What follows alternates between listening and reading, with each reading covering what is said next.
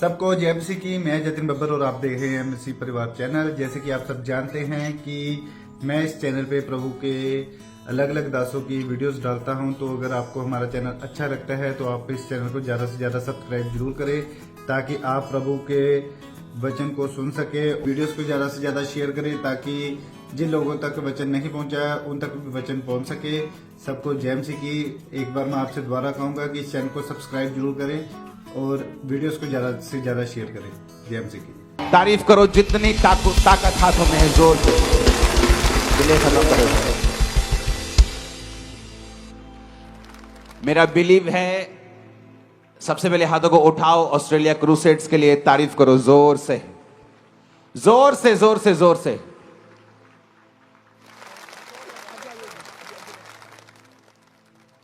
मैंने आपको मिस किया, आपने किया। एक हफ्ते से मिस करने से मिस हो जाए तो दूसरे हफ्ता ऐसा लगता है कि बस भाग जाओ चर्च में। हालेलुया। कई वचन होते हैं, आप उसकी तैयारी करते हैं,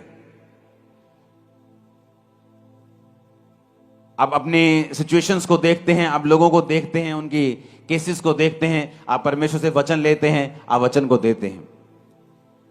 कई बार कुछ वचन ऐसे होते हैं जो आपको इमीडिएटली परमेश्वर का आत्मा कहता है कि ये वचन को अभी आपको लोगों को देना है।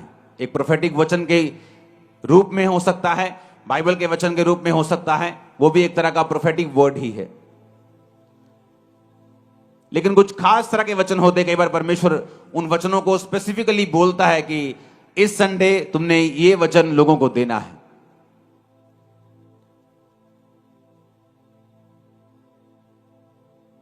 और जब पिछले कुछ सालों में जब मैं मैसेजेस सुनता हूं और लोगों को बोलते हुए देखता हूं कि मैं आपके वचन से मैंने इस तरह से बरकत पाई है, पूरी दुनिया में जब मैं घूमता हूं तो लोगों से मिलने का मौका मिलता है तो वो बताते हैं कि किस तरह से वचन ने मेरी लाइफ और मेरी सेवकाई, मेरे परिवार को बदला है।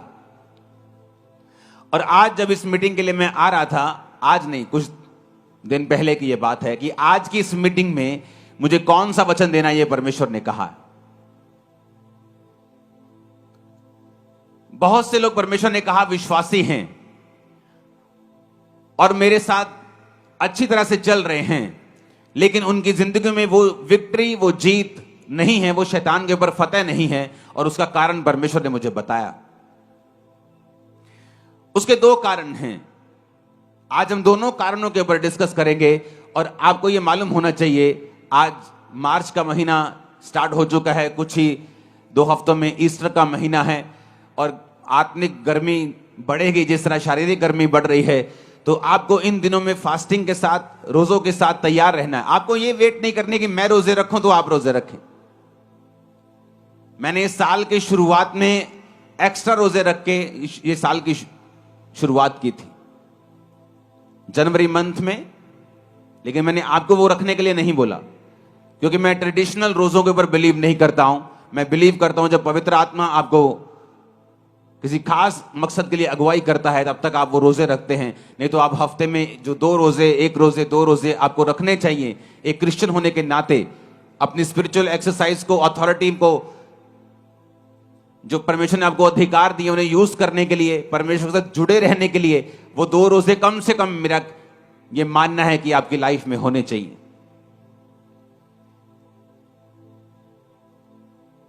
पहला शमूएल 17 उसकी 1 से 11 आयत को मैं पढ़ूंगा और उसके बाद मैं वो वचन डिस्कस करूंगा जो परमेश्वर ने मुझे आपको बताने के लिए आज बोला है, खास आप लोगों को।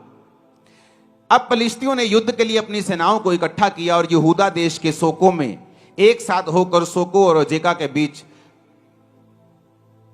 अपेस दमीम में डेरे डाले। और शाऊल और इजरायली पुरुषों ने भी इकट्ठे होकर एला नामक तराई में डेरे डाले और युद्ध के लिए पलिश्तियों के विरुद्ध पांति बांधी, यानी लाइन लगाई।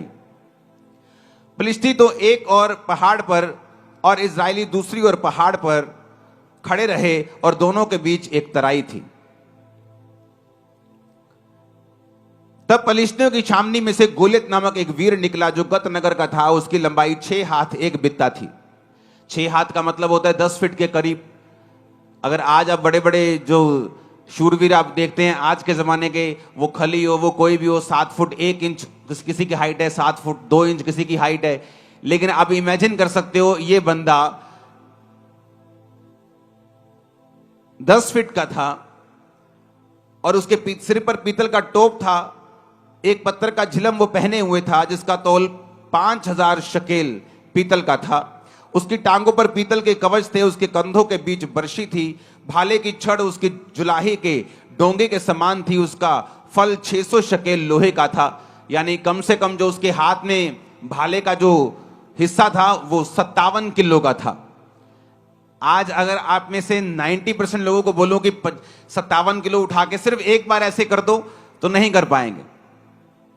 लेकिन उसने कहा कि वो उसके साथ वो लड़ता था और एक ढाल लिए हुए एक जन उसके आगे चलता था। वह खड़ा होकर इजरायली पांतियों को ललकार के बोला, तुमने यहां आकर लड़ाई के लिए क्यों पांति बांधी है? क्या मैं फलिश्ती नहीं हूं और तुम शाऊल के अधीन नहीं हो? अपने में से एक पुरुष चुनो कि वे मेरे पास उतर आए। आवाज नहीं आनी चाहिए इधर से कोई भी। ओके, ये देखो आवाज है, भागो, कंस्ट्रक्शन बंद कराओ। यदि वह मुझसे लड़कर मुझे मारे तब तो हम तुम्हारे अधीन हो जाएंगे। यदि मैं उस पर प्रबल होकर मारूं तो तुम्हें हमारे अधीन होकर हमारी सेवा करनी पड़ेगी। वह फलिश्ती बोला, मैं आज के दिन इजरायली पांतियों को ललकारता हूं कि किसी पुरुष को मेरे पास भेजो कि हम एक दूसरे से लड़ें। और उस फलिश्ती की इन बातों को सुनकर शाऊल और उसकी समस्त इजरायलियों का मन कच्चा हो गया और वो अत्यंत डर गए। अब यहां पर 2 सीन हैं। पहला कि शाऊल डरा क्यों? कौन था शाऊल? वचन यह कहता है कि शाऊल इजरायलियों का राजा था। और किसने खड़ा किया था? क्या वो वोट्स लेकर खड़ा हुआ था? क्या लोगों की सहमति से खड़ा हुआ था? या उसे परमेश्वर ने अभिषेक किया था? आप मुझे बताइए वो किस तरह खड़ा हुआ था?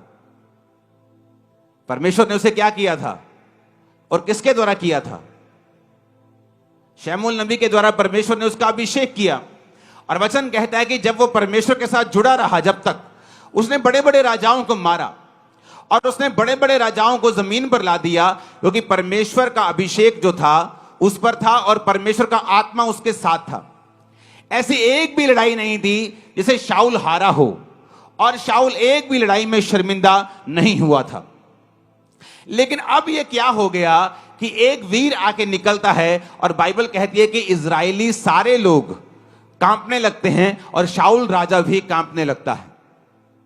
ऐसा क्या हुआ कि यह कांपने लगा? क्योंकि वचन कहता है कि परमेश्वर के वचन पर चलते चलते शाऊल परमेश्वर के वचन से हटा।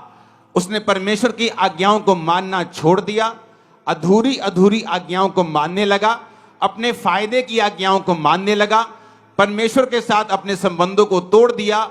और इसीलिए बात गोलियत की नहीं थी। बात यह नहीं थी कि एक 10 फुट का बंदा 50-60 किलो की जुलाहे की डोंगी भाला बर्छा लेके उसके सामने खड़ा है और बड़ा लंबा और चौड़ा है और सैकड़ों किलो का है। बात यह नहीं थी।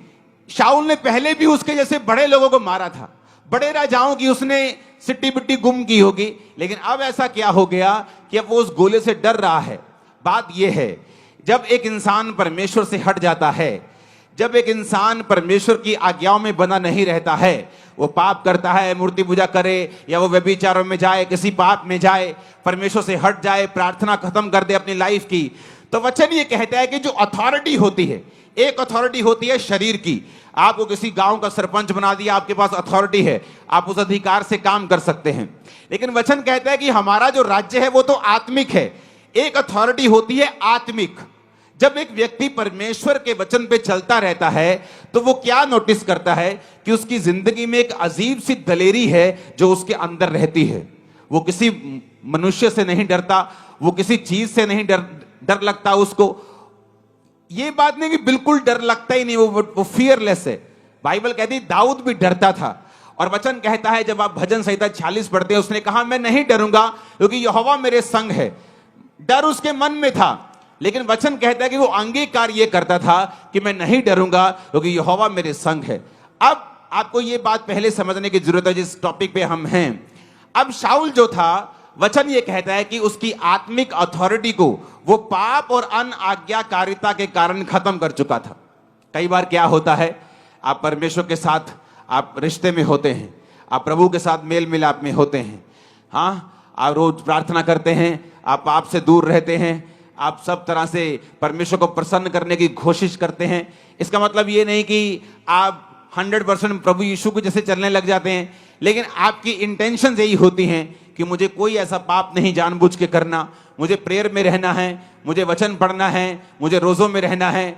और इस तरह से जब आप परमेश्वर में चलते हैं, एक अजीब सी स्पिरिचुअल अथॉरिटी आपके साथ रहती है।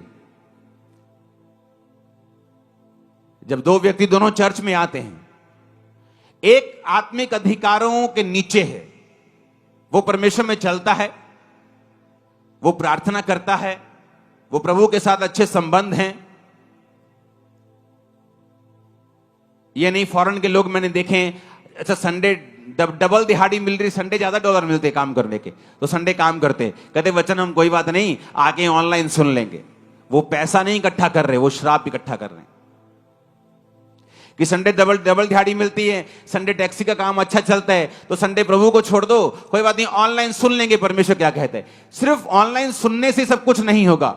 कई बार आप जब परमेश्वर की हुजूरी में आते हैं, आपको प्रैक्टिकली परमेश्वर वो ग्रेस देता है, अनुग्रह देता है, जिससे आप अपने जीवन की मुश्किलों से और अपने जीवन के प्रॉब्लम से और उन फाइट से बाहर आ सकें जो आपको घेरे हुए हैं। और वो ऑनलाइन रह के नहीं आती। ऑनलाइन है, कभी साल में एक मीटिंग, मुझे कहीं बहुत इमरजेंसी जाना पड़ रहा है तो मैं ऑनलाइन देख रहा हूं। उन लोगों के लिए ऑनलाइन है, फौजियों के लिए ऑनलाइन है, जिनको मालूम है कि हम अपना चौकी छोड़ के कहीं जा नहीं सकते, उन लोगों के लिए है। बाइबल कहती है जब आप अधिकारों से भरे होते हैं, फर्क कहां लगता है, एक व्यक्ति जो अधिकारों से भरा हुआ है और सही तरह से प्रभु में चलता है, दूसरा भी चर्च आता है, कभी कभी प्रेयर कर लेता है, कभी कभी पाप कर लेता है, कभी कभी शराब पी लेता है, कभी कभी कुछ कर लेता है, दोनों चर्च आ रहे हैं, दोनों में कोई फर्क नहीं।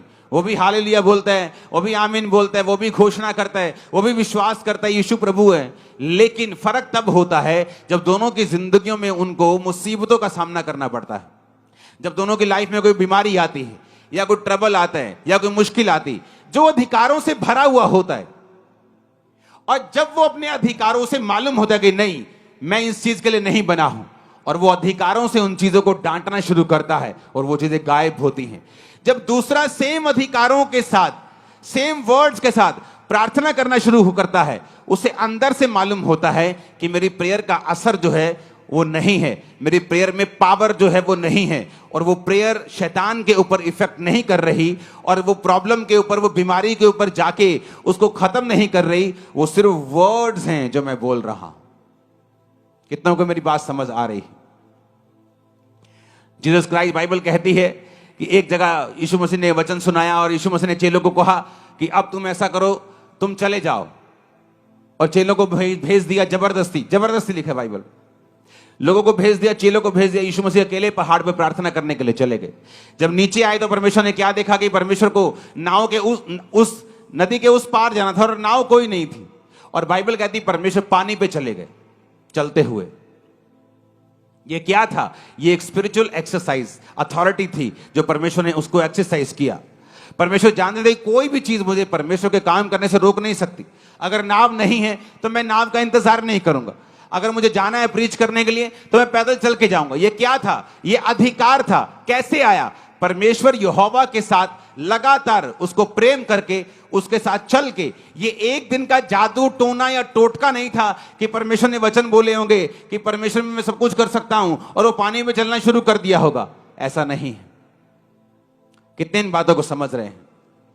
वो अधिकार कैसे आपकी लाइफ के अंदर आते हैं? वो अधिकार तब आते हैं जब आप परमेश्वर के साथ चल लेते हैं। अब मैं वही बात कर रहा हूं। जब दाऊद ने इसको देखा, पहला शमूएल 17 उसकी 22 से 27 में लिखा है कि दाऊद वहां पहुंचा। कैसे पहुंचा? सबसे छोटा था, यिशै का बेटा। यिशै के 3 बड़े बेटे दाऊद उसकी शाऊल की सेना में थे, तो शाऊल की सेना में काम कर रहे थे। तो दाऊद के बाप ने कहा, बेटा कुछ सामान ले जा खाने पीने के लिए। तो वो अपनी भेड़ बकरियों को छोड़कर सामग्री लेके, बाइबल कहती है उनको मिलने के लिए चला, और जब वहां पहुंचा तो वहां पे जो गोलियत था वो ललकार रहा था फिर से, और अपने देवताओं का नाम ले लेकर श्रापित कर रहा था, अरे तुम ईसाइयों हो, तुम किसी काम के नहीं हो, और डरपोको, गालियां निकाल रहा था उनको। और जब दाऊद ने देखा तो बाइबल कहती दाऊद अपनी सामग्री सामान के रखवाले के हाथ में छोड़कर रणभूमि को दौड़ा और अपने भाइयों के पास जाकर उसका कुशल क्षेम पूछा। वह उनसे बातें कर ही रहा था, फिलिस्तियों की पांतियों में से वो वीर यानी गोलियत फिर से चढ़ आया और पहले के समान बातें करने लगा, और दाऊद ने उन्हें सुना। उस पुरुष को देखकर सब इजरायली अत्यंत भय खाकर उसके सामने से भागे। फिर इजरायली पुरुष कहने लगे, क्या तुमने उस पुरुष को देखा है जो चढ़ा आ रहा है? निश्चय वह इजरायलियों को ललकारने को चढ़ा आता है, और जो कोई उसे मारेगा राजा उसे धन देगा, अपनी बेटी का विवाह उससे कर देगा, उसके घराने को इजराइल में कर रहित यानी स्वतंत्र मतलब कि टैक्स फ्री कर देगा, उसे कोई इनकम टैक्स नहीं देना है, कोई सेल टैक्स नहीं देना है। दाऊद गधा है, ये तो बड़ी जबरदस्त बात है। दाऊद ने कहा उस फलिश्ती को मार के जो इजरायलियों की नामधराई दूर करेगा उसके लिए क्या किया जाएगा। दाऊद मेक श्योर करना चाहता था कि इतनी बड़ी ब्लेसिंग है उसको मारने की, क्या सचमुच मेरे घराने को टैक्स फ्री कर दोगे? क्या राजा अपनी बेटी की शादी मुझसे कर देगा? क्या मुझे बहुत सा धन देगा? लोगों ने कहा हां, जो कोई उसको मारेगा उसके साथ यही किया जाएगा। अब दाऊद जो था वो परमेश्वर के साथ संबंधों में था, परमेश्वर के साथ सही नाते में था, इसलिए दाऊद जब गोलियत की ओर देख रहा था उसे गुस्सा आ रहा था। कहता ये खतना रहित फलिश्ती, ये एक ऐसा इंसान जो यहोवा को नहीं मानता, यहोवा की सेना को कैसे ललकार सकता है? वो दाऊद की अणख कैसे जाग रही थी? क्योंकि वचन कहता है दाऊद का संबंध परमेश्वर के साथ था, इसलिए दाऊद के अंदर जो अधिकार था वो जाग रहा था और वो ललकार मार रहा था। पंजाबी के अंदर छाला मार रहा से अंदर कि ऐसा किवें हो सकता है कि ये बंदा परमेश्वर की सेना नूं ललकारे और ਅਸੀਂ चुप करके बैठे रहिए। और शाऊल जो राजा था दाऊद से कहीं अधिक लंबा चौड़ा था, और वचन ये कहता है कि पूरे इजराइल में शाऊल के कोई भी कद के जितना नहीं था, सारे उसके कंधे तक, वो भी बड़ा लंबा चौड़ा था। लेकिन अब अधिकार काम नहीं आ रहे थे, क्यों? क्योंकि अंदर से वो करप्ट हो चुका था और परमेश्वर के साथ रिश्तों को खो चुका था। इसलिए जो स्पिरिचुअल ऑडेसिटी जिसे बोलते हैं, एक स्पिरिचुअल ताकत, दलेरी जो आदमी के अंदर होती है, जब उसकी लाइफ में शैतान अटैक करता है या बीमारी अटैक करती, उसे मालूम है परमेश्वर के साथ है, वो बोलता है ए बीमारी भाग जा यीशु के नाम। वो प्रेयर में डांटता है, मास प्रेयर में डांटता है, और उसे मालूम है इस बीमारी को झुकना पड़ेगा क्योंकि मेरा संबंध परमेश्वर के साथ है। लेकिन अगर उस बंदी को पता हो कि रात को मैं ब्लू फिल्म में देख के आया हूं, मेरी लाइफ में कमी है, टाइट पे नहीं करता हूं, प्रेयर नहीं करता हूं, उसको मालूम है जब बीमारी उसको घेरती है या शैतान उसको घेरता है, उसको अंदर से पता होता है कि मैं इसको डांटूंगा तो ये भागेगा नहीं, मैं इसको भगाऊंगा ये भागेगा नहीं, क्योंकि वो आत्मिक अधिकार ओरिजिनल है। और शैतान भी उन अधिकारों को जानता है अगर वो आपके अंदर है और आप परमेश्वर के साथ सही हैं तो। इसलिए बाइबल कहती है सिकोवा के 7 पुत्र जादू टोना करने की तरह यीशु का नाम लेकर भी दुष्ट आत्मा पर फूंकते थे। जिस तरह पौलुस निकालता है यीशु के नाम में, हम भी तुझे यीशु के नाम में जाने का हुक्म देते हैं। शैतान ने कहा पौलुस को मैं जानता हूं, यीशु को पहचानता हूं, तू कौन है? क्योंकि तू बिना अधिकारों के साथ मुझे डांट रहा है। लेकिन अधिकार कैसे आएंगे? अधिकार आएंगे जब हमारा रिलेशन परमेश्वर के साथ होगा। हम प्रभु के साथ रोज के तरह रोज चलेंगे। अपना क्रूस जो रोज उठाकर मेरे पीछे चलेगा वो मेरे योग्य होगा, परमेश्वर ने कहा।